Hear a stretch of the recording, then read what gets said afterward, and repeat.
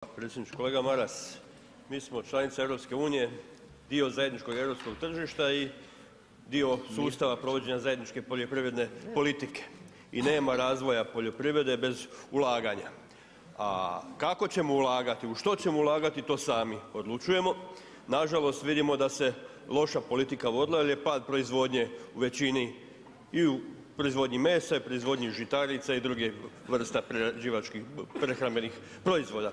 Ono što je u smislu sigurnosti hrane loše, to da se malo ili slabo ulaže u sustav. I pitanje da li mi jedemo zdravu hranu u Hrvatskoj, trebali bi nam odgovoriti veterinarske inspekcije i sanitarne inspekcije. A samo 22 veterinarska inspektora rade na granicama i lani su uzeli 14.000 uzoraka. Bilo je preko 700 neispravnih uzoraka. To govori da moramo ulagati u sustav da zaštitimo naše građane, a s druge strane moramo ulagati u proizvodnju hrane, jer kakva smo mi država ako nemamo dostatnu proizvodnju hrane ni u jednom segmentu. Hvala. Odgovor, izvolite.